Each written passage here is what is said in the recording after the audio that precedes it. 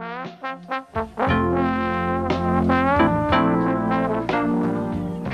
say that a speaker doesn't need an introduction, but it's absolutely true about the second speaker. Jay Naidoo was, of course, the General Secretary of COSATU. He's on the ANC's national list, and of course, the convener of their redistribution program. He's going to cover, is it the redistribution or distribution? Reconstruction, yeah. Freudian slip. No doubt we'll come back to that just now. I was known in my term as General Secretary of COSATU as Comrade Stay Away. And Roy just baptized me to be Comrade Redistribution in the future. For job creation, this means, and this is a choice that we have to make, a very difficult economic choices. Again, point that was made out, as we restructure our industry, we've got to make certain choices. What are the sectors where we will be internationally competitive? And we are convinced that we've got to move our production to the higher added value end of the chain. We've got to be able to compete in quality products, because we will never be able to compete in cheap products, in mass-produced products, with the type of wage levels and conditions that exist, for example, in China. Part of our plan is a promotion of inter-firm relationships. Can we create the sort of scenario where we strengthen linkages between smaller firms and smaller firms, or between larger firms and the smaller firms? This will imply a restructuring of certain institutions, the SPDC, the role of the DBSA, the role of regional development agencies, etc. And we've got to bring together the stakeholders to talk of an overall and holistic developmental program that the state will support. The issue of land reform is very often an emotive issue.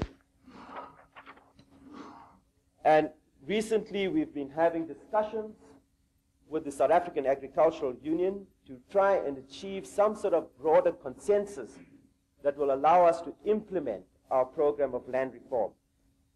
Now, the key issue is to increase agricultural productivity.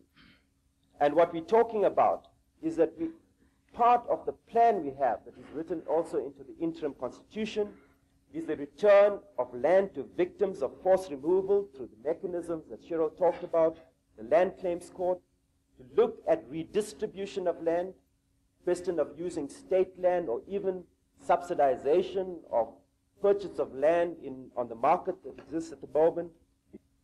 The issue of a commitment from the side of a future ANC government to create 2.5 million jobs through a public works program. Well, where do we create that? We are arguing that a lot of those jobs have to be created around improving the infrastructure, provision to the rural areas and to the urban black townships. That has very concrete effects and consequences for the private sector.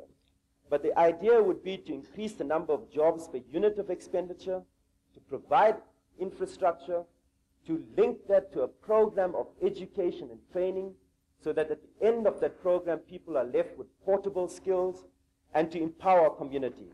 The first principle of ANC financial policy is that the financial system must, on a sustainable basis, enhance its capacity to mobilize both domestic and foreign savings.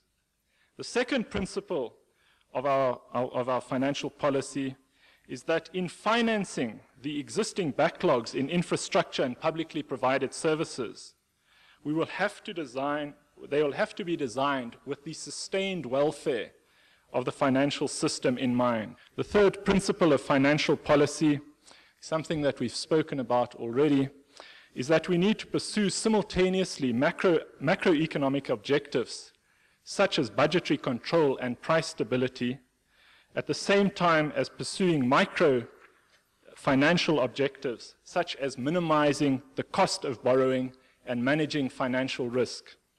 The independence of the Reserve Bank is a constitutional principle. In other words, it can't be changed by any future government. What we have done with the Reserve Bank is to narrow the mandate of the Reserve Bank into a single objective, and that is to protect the value of the currency. One measures the credibility of a Reserve Bank by the following. If faced with a difficult choice, the stated objectives of the Reserve Bank need to take precedence. We've repeatedly committed ourselves to the lifting of exchange controls when the moment is right.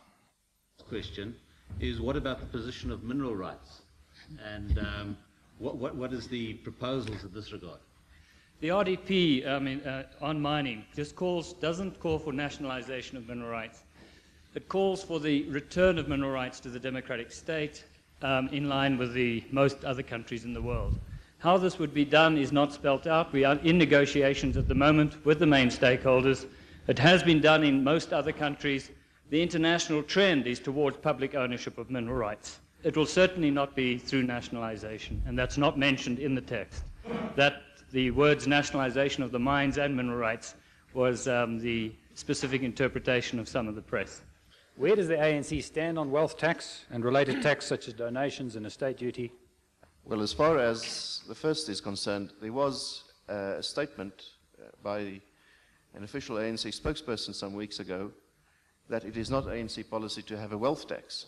The response to that statement should still be prefaced by reference to the need to look at the tax system in a comprehensive way. That means that one has also got to look at the administrative capacity to implement a complex tax, at the legal complexities that might involve, and of course the alternatives. And you mentioned one alternative to a wealth tax or a tax on net wealth, and that is estate duties, which is a form of taxing the transfer of wealth. That we have already in South Africa. That peaceful transition, of course, is important in itself. It's important in itself, it's important with regard to the elections, but also obviously important with regard to the matters that we've been discussing this whole morning. The creation of a situation and a climate in the country which makes it possible to address successfully the matters we've all been discussing of economic reconstruction and so on. With regard to that, again, I would like to emphasize the point that has been made that the ANC seeks cooperation. It's a very selfish thing. It's a very selfish thing. I was saying earlier, believe that the ANC will emerge as a principal partner in the government of national unity that will be formed. And we are therefore interested not only to govern, but to govern successfully. We don't want to be a failed government. To govern successfully must clearly mean, among other things, that a particular relationship should exist between ourselves and yourself as a business community.